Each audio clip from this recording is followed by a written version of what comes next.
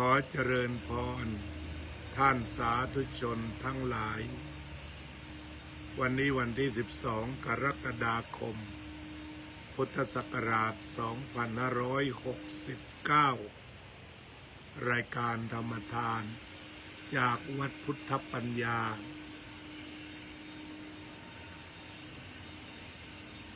เมืองโพโมนารัฐแคลิฟอร์เนียประเทศสหรัฐอเมริกามาพบกับท่านอีกวาระหนึ่งวันนี้ถ่ายทอดสดจากธรรมะติ๊กต็อก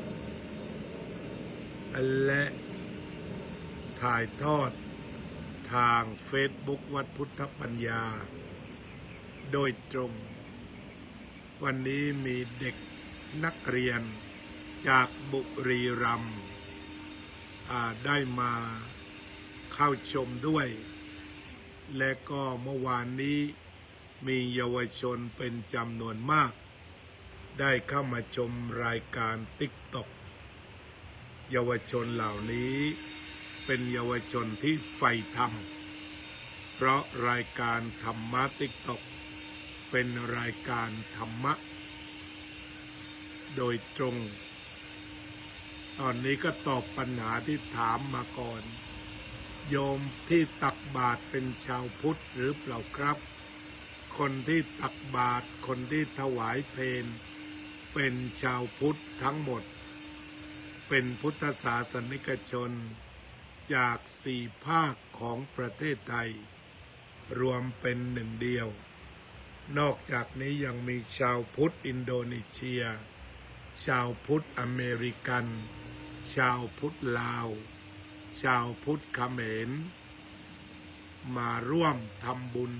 อยู่เป็นประจำด้วยวันนี้ตอนนี้ก็เป็นวันอาทิตย์เช้าตรู่หลวงพ่อเป็นคนจังหวัดอะไรเกิดจังหวัดชุมพรอำเภอหลังสวนประเทศอเมริกามีอะไรบ้างครับอยากรู้มีศาสนาคริสต์หลายนิกายมีทั้งนิกายโปรเตสแตนต์มีนิกายแคทอลิก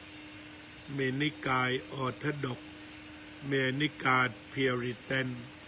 มีนิกายเซเว่นเดย์แอดเวนติสนี่เรียกว่าเป็นศาสนาในอเมริกาทางรัฐเขาจะให้รัฐธรรมนูญว่ามีเสรีภาพในการพูดมีเสรีภาพในการแสดงออกและมีเสรี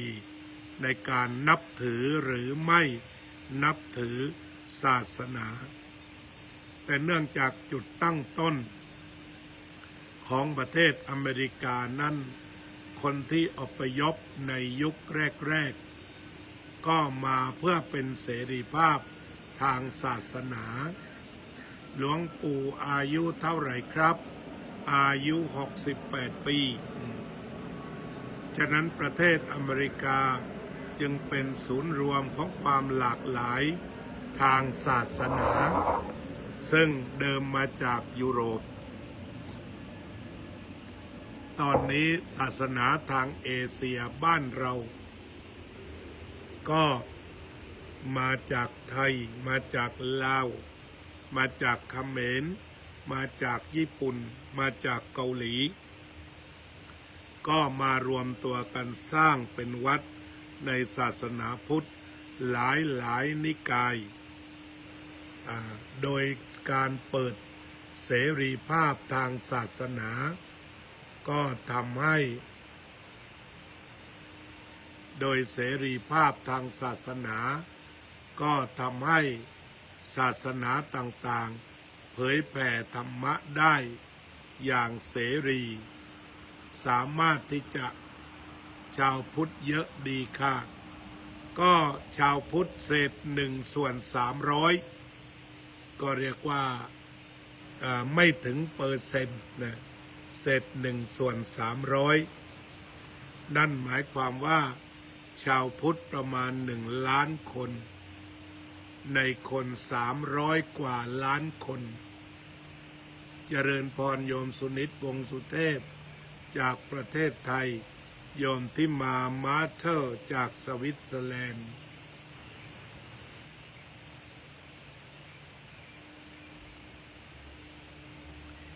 ตอนนี้ทางนี้6:08 นาที6:08 นาทีอันนี้คือสภาพทางศาสนาในอเมริกาที่คนทุกคนอยากทราบทีนี้แต่ละโบสถ์หรือแต่ละวัดก็จะมีกฎหมายของตนปกครองผู้อยู่ในวัดด้วยความเห็นชอบของสมาชิกเราเรียกว่าบายลอโยมเพ็ญวดีบอกว่าชอบฟังอาจารย์เคยจำพรรษาวัดอุโมงค์เชียงใหม่เคยจำอยู่ตั้งแต่ปี2534ถึง44คนรัสเซียก็นับถือศาสนาพุทธใช่ก็มีแต่ไม่มากรัสเซียส่วนใหญ่ก็เป็นคริสต์แบบออร์โธดอกซ์อยู่ที่วัดพุทธปัญญาเมืองโพโมนารัฐแคลิฟอร์เนียเจริญพรโยมกัลยาว่องทิพย์คงคา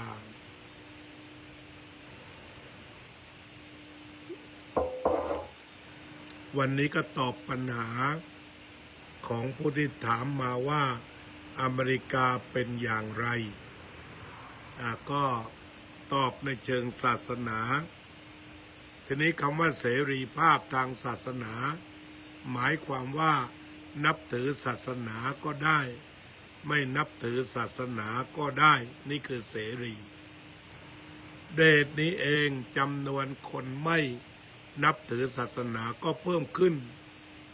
ไม่สังกัดเป็นว่าถือศาสนาอะไรมีจำนวนมากขึ้นแต่เพียงยังแสวงหาหลักธรรมคือเขาบอกไม่มีศาสนาเพื่อที่จะปลดปล่อยตัวเองจากสังกัดคือไม่ต่อว่าเป็นพุทธหรือเป็นคริสต์หรือเป็นออร์โธดอกซ์หรือเป็นแคทอลิกเรียกใหม่กันว่าเอเทียสคือไม่มีศาสนาหรือเรียกว่าอเทวนิยมตอนนี้6:11 นาที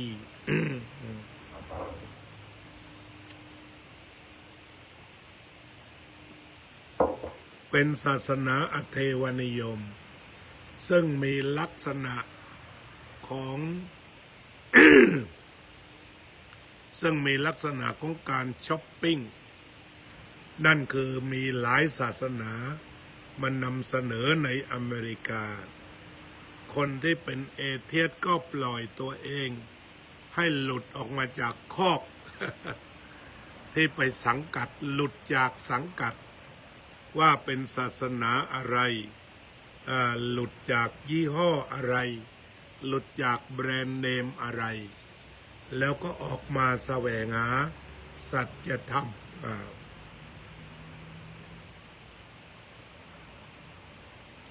ออกมาแสวงหาสัจธรรม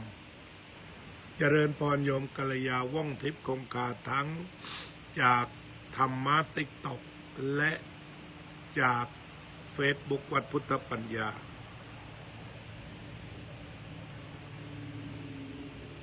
ก็คงจะตอบปัญหาโยมแค่นี้ก่อนนะ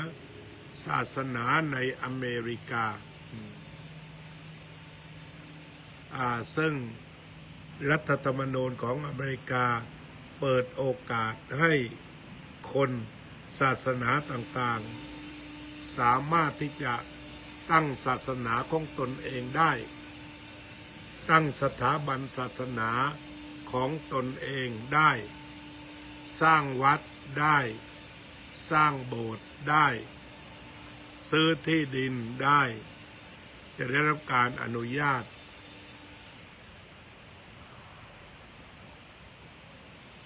เจริญพรส่วนมากจะถามว่าอยู่ประเทศอะไรก็บอกไปเรื่อยๆชื่อวัดอะไรบอกเรื่อยๆ ตอนนี้กลางคืนไม่ใช่หรือครับเป็นกลางวันของสหรัฐอเมริกา6:13 นาทีตรงนี้ก็ช่วยตอบปัญหาไปด้วยกันแล้วกันทีนี้เสรีภาพของศาสนาในอเมริกานั้นกว้างขวางเขาประกาศว่าไม่มีศาสนาประจำชาติแต่แนวโน้มก็คือศาสนาคริสต์นั่นเองดังที่พระเจ้าชาญจากอังกฤษได้มาพูดในสภาคองเกรสของเขาว่าทั้งอเมริกาและทั้งประเทศอังกฤษล้วนมีศาสนาคริสต์เป็นหลักโดยใช้คำว่า anchor เป็นเหมือนสมอเป็นที่พึ่งทางใจของชาวอเมริกาและอังกฤษคือเป็นชาติที่ร่วมศาสนาเดียวกันหากกลับไปดูประเทศไทยของเราชาติที่เราร่วมศาสนาเดียวกันได้แก่ประเทศลาวศาสนาพุทธเหมือนไทยเขมรศาสนาพุทธเหมือนไทยพม่าศาสนาพุทธเหมือนไทยมาเลศาสนาพุทธมีบ้างแต่ส่วนใหญ่เป็นศาสนาอิสลามฉะนั้นความใกล้ชิดทางใจของพี่น้องชาวพม่ากัมพูชาและลาวจะมีความใกล้ชิดในด้านศาสนาอันเป็นรากของวัฒนธรรมเช่นกันการที่สหรัฐอเมริกาให้เสรีภาพในด้านการนับถือศาสนานั้นเพราะตระหนักว่าศาสนาเป็นแหล่งกำเนิดในทางวัฒนธรรมของแต่ละชาติจะเห็นได้ว่าโบสถ์ของแต่ละศาสนานั้นรูปร่างหน้าตาลักษณะทางสถาปัตย์ต่างกันแล้วก็มีโบสถ์ชนิดต่างๆสวยงามกระจายไปทั่วสหรัฐทั้งนี้ก็มีรากฐานมาจากจิตใจนั่นเองมีรากฐานออกมาจากทางศาสนาตอนนี้เราก็มีวัดไทยอยู่หลายวัดที่สร้างโบสถ์เต็มรูปแบบเช่นวัดนวมินทราชูทิศแล้วก็วัดอีกหลายแห่งวัดไทยลอสแองเจลิสซึ่งสร้างแบบโบสถ์แบบสถาปัตย์ไทยที่นี่มีเมนไหมไม่มีเมนประจำวัดแต่จะมีเมนเอกชนที่เรียกว่า Funeral Home บริษัทเอกชนก็จะมีเมนเขาจะให้บริการงานศพทุกขั้นตอนไม่ว่าจะเป็นโลงดอกไม้การทำพิธีศาสนาไหนก็บอกเขาจะติดต่อประสานงานให้คนไปใช้บริการเช่นที่อเมริกาก็มีหลายจุดแล้วก็ที่สำคัญกลางเมืองก็เรียกว่าที่ Forever Funeral Home นั้นก็มีแผนกไทยอยู่ด้วยมีมุมที่วางเจดีย์ที่บรรจุกระดูกด้วยมีการบริการลอยอังคารด้วยบริการโลงบริการดอกไม้บริการประสานงานนิมนต์พระทำจนเสร็จพิธี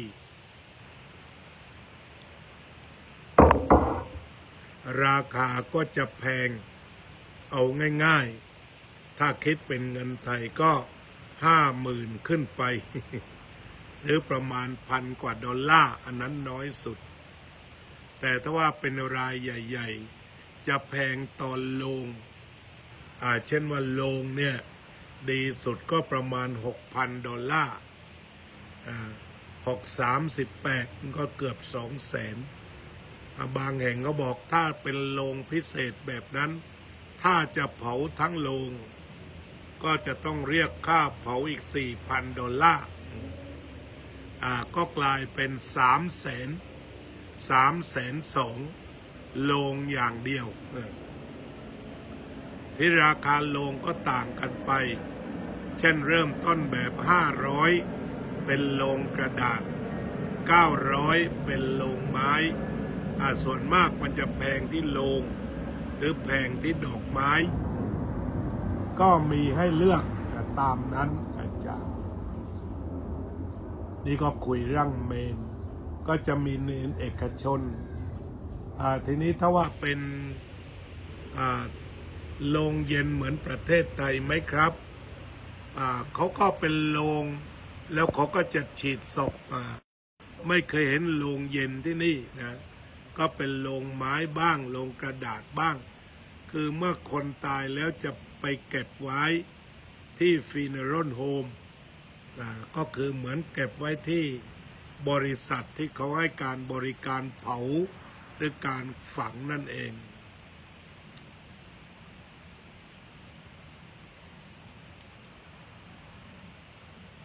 ทีนี้ถ้าอยากจะสวดเขาก็จะคิดเป็นชั่วโมงแพงทีเดียวนำศพมาส่วนวัดแล้วก็กลับไปเก็บที่ funeral home เหมือนเดิมทีนี้พิธีอย่างที่วัดพุทธปัญญาเน้นก็คือว่าเผากันซะก่อนเผาเสร็จก็มาทำบุญรูปอุทิศให้ก็เรียกว่าราคาไม่แพงเรียกว่าไม่เรียกเงินที่วัดพุทธปัญญาทำรูปสวดรูปให้ทำบุญกรวดน้ำไม่เก็บเงินไม่เรียกเงินใดๆถามว่าถ้าจะทำบุญได้ไหมได้ตามศรัทธาแต่ไม่เรียกเงินเรียกทองแต่ประการใดอันนี้ก็เป็นประเพณีของวัดพุทธปัญญา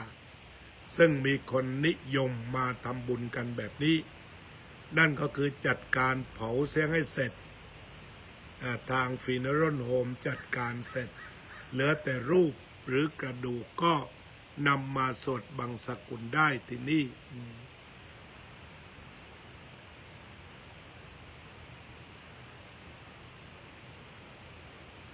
โยมดาวติดตามแล้วขอบคุณมากมีอะไรจะสนทนากันทั้งสองทางวันนี้ก็พูดถึงอเมริกาพูดถึงศาสนาพูดถึงงานศพ มีจะคุยเรื่องอะไรอีกสักเรื่องก็คงจะหมดเพราะว่าเครื่องถ่ายทอดสดนี้มันเก่าฉะนั้นมันจะดูดแบตเตอรี่พูดไม่กี่นาทีเหลือ 20% แล้วทุกครั้งที่หลวงพ่อกลับประเทศไทยจะมีใครทำการแทนท่านด็อกเตอร์พระมหานรินทร์นรินโทมีความรู้ดีมีความสามารถดีทำหน้าที่ได้เก่งเป็นผู้สร้างความเขียวขจีของวัดพุทธปัญญาท่านจะสามารถดูแลเวลาหลวงพ่อกลับประเทศไทยแง่ถามกันดีอันนี้เป็นปัญหาเยาวชนจากหาดใหญ่ชื่นชมนะชื่นชมก็มีเข้ามาพอสมควร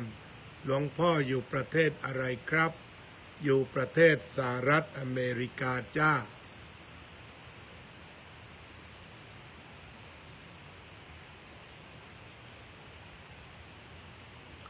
เรื่องของสิ่งแวดล้อม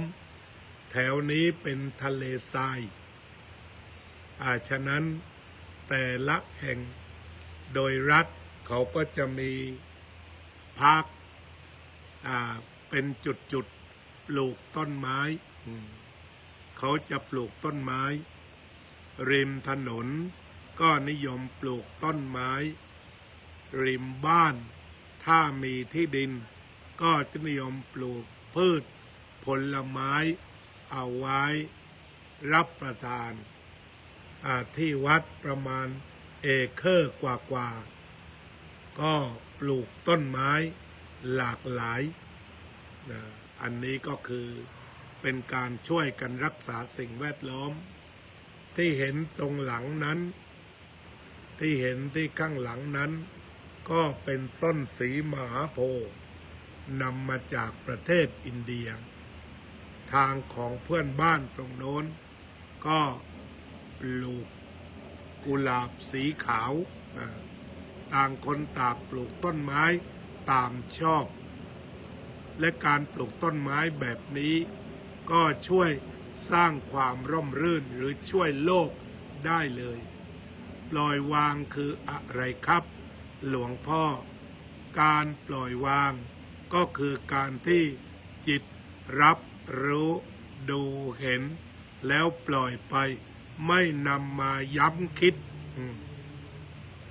ปล่อยวางแปลว่าอะไรครับหลวงพ่อคือไม่นำสิ่งที่เห็นได้ยินได้กลิ่นได้รสได้สัมผัสหนาวร้อนอ่อนแข็งตึงหย่อนมาคิดแล้วคิดอีกหากสิ่งใดที่นำมาคิดแล้วคิดอีกสิ่งนั้นเรียกว่ายึดมั่นถือมั่นแต่ถ้าเห็นแล้วได้ยินแล้วได้ฟังแล้วได้ลิ้มรสแล้วได้สัมผัสแล้วไม่นำมาคิดต่อเราเรียกว่าปล่อยวางหรือ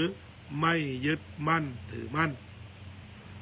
เจ้าของปัญหาก็ลองไปถามดูว่าเรายึดมั่นอะไรคือชอบคิดชอบย้ำอะไรหรือปล่อยวางอะไรได้คุณอนุวัฒน์เข้าใจโยมอนุวัฒน์ชอบยึดอะไรยึดสิ่งที่เห็นได้ยินได้กลิ่นตอนนี้ก็เรียกว่าบางคนยึดฟุตบอลเอาเรื่องของการที่ตนแพ้มาคิดแล้วคิดอีกจนนอนไม่หลับอันนั้นถ้าเอามาคิดก็ยึด